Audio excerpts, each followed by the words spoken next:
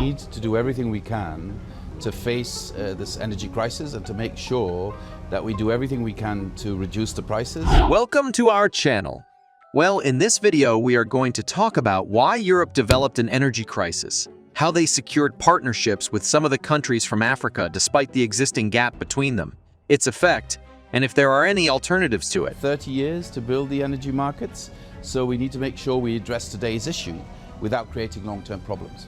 So, what do you think about the European Union crisis? Is Africa the solution to this problem, or is there a better way out? Let us know in the comments section down below. Have you ever experienced forcing yourself to speak or work with someone you are not close with because you have something you need from him or her? And in a scenario where you are offered a huge amount of money in exchange for someone to exploit you, will you still accept? Well, as we know, the leaders in Europe, like Andrzej Duda, who is the president of Poland, and Olaf Scholz, who is the chancellor of Germany, want to have a connection to the capital cities of Africa because they wanted to invest in them in hope of acquiring a substitute for the Russian natural gas. This is despite the existing unequal relationship between the two continents. Therefore, partnering with one another seems like an illusion, because for a long time, the net flow of resources favors Europe due to macroeconomic policies and unfair trade terms, while simultaneously marginalizing African people and unfavorably using their resources. Before, the whole African society was weighing the scales if it is more beneficial or not to push through with their partnership with Europe. But now Africa sees this as a good thing, for they think it will help many countries overcome this tough global environment, and that it is a way to gain financial support. African leaders are aware of how they can be vulnerable to European countries, which is why they have a condition that in exchange for welcoming these gas deals, Europe must commit to financing their gas projects, as their African Development Bank is not enough. As a result, Europe has seen a falling price of their gas because they secured many suppliers from different countries, especially if Qatar can successfully open its large gas facility in 2025. Though this anticipated effect did not come easy, as they needed to comply with the conditions of the countries they convinced and build a better relationship between them. One example of the existing agreement between the two continents regarding these gas deals is when the executives from one of the biggest energy companies in the world, called ENI, went to some parts of Africa because they planned to operate a natural gas terminal there so Europe could be supplied with gas immediately. This is a fast response to the effects of war, despite knowing that it will cost them billions of dollars. But what led to these circumstances? Europe is suffering from an energy crisis due to the increasing demand for natural gas, thus skyrocketing its demand and price. It is because of the COVID-19 pandemic, followed by the war Russia's President Vladimir Putin started against Ukraine, causing high inflation and backing out of companies in their country, and forcing many European countries to stop depending on Russian gas, oil, and coal. Since they are a cold country, they badly need the heat in their homes, so they cannot afford to have less gas supply. Mamadou Fall Kane said to Senegal's president that with the war, it's a U-turn. The narrative has changed. Though it is quite a disappointing thing for Africans, because the war did have to happen before they received these energy deals. Additionally, there has been an ongoing auction of oil and gas blocks by the Democratic Republic of Congo, which was highly opposed, especially by climate activists who believe that this can hinder the environmental plans to stop the worsening of climate change, as this releases a huge amount of carbon. As a less developed nation, they feel like they deserve to burn more gas, like how Europe worked for years to build their empire, regardless of them being pressured to stick to renewables.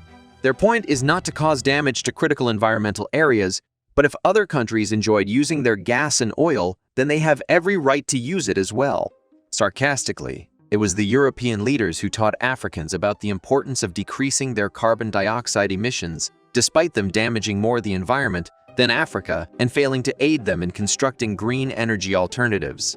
A recent example was how Britain obtained 100 new licenses for gas drilling, despite the advice from within that shifting away from fossil fuels is ideal in terms of decreasing energy costs. So, is Africa the only prospective solution? Definitely not. But before we reveal this, if you like this video, smash that like button, and if you are still not following us, Click the subscribe button and hit the notification bell for more content like this. So far, we see the EU diversifying its supplies by buying liquefied natural gas from suppliers like Africa. But they also have plans to solve this issue by making their energy efficient by reducing consumption and turning to renewables to reduce emissions. We can indeed bury dirty fossil fuels because it will not only make Mother Earth cry, but it involves a lot of issues, such as corruption and land grabbing. Thus, it is recommended to use renewables like solar, wind, and hydropower. But even though the sun, wind, and water are free, the technologies and manpower to generate energy from them are not.